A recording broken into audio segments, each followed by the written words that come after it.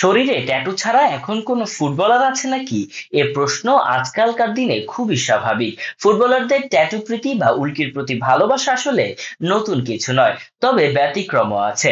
যেমন Cristiano Ronaldo, যার শরীরে এখনো কোনো ট্যাটু নেই। তবে ট্যাটু প্রেমী ফুটবলারদের সংখ্যায় নিঃসন্দেহে অনেকটাই বেশি। সময়ের সঙ্গে সঙ্গে ট্যাটু যেন ফুটবলারদের শরীরের নতুন একটি ইউনিফর্ম হয়ে উঠেছে। লিওনেল মেসির হাত, বুক, পিঠ, পা, এমনকি শরীরের প্রায় সব অংশেই ট্যাটু আঁকা আছে। তার ট্যাটুগুলোর গল্প এক নজরে জেনে নেওয়া যাক। সংবাদ মাধ্যম থেকে জানা যায় মেসির শরীরে প্রায় 18টি ট্যাটু আছে। তবে সংখ্যা আরও বেশি হতে পারে।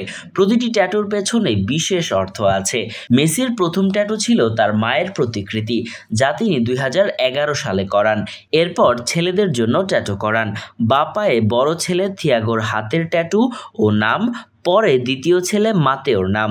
স্ত্রী আন্তেনেল্লার জন্য 3টি ট্যাটু করিয়েছেন তিনি, যার মধ্যে রয়েছে তার স্ত্রীর ঠোঁট, চোখ এবং দুজনের মিলিত মুকুটের ট্যাটু।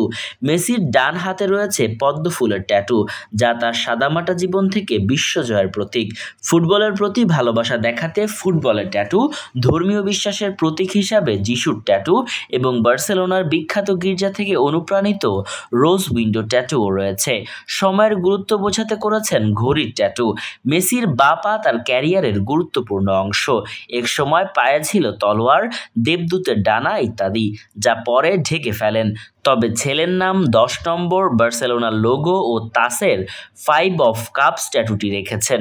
এই 5 অফ কাপস ট্যাটুটি কাতার বিশ্বকাপ জয়ের পরে করান তিনি, যা তার জীবনের বড় অর্জনের প্রতীক।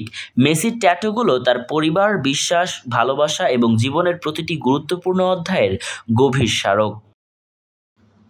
বিশেষ দ্রষ্টব্য: এই ভিডিওতে কোনোভাবেই ট্যাটু আঁকানোর জন্য উৎসাহিত করা হচ্ছে না।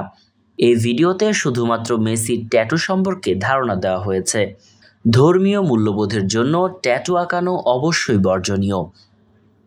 Murtaza Tanvir, news desk, Bengali mail.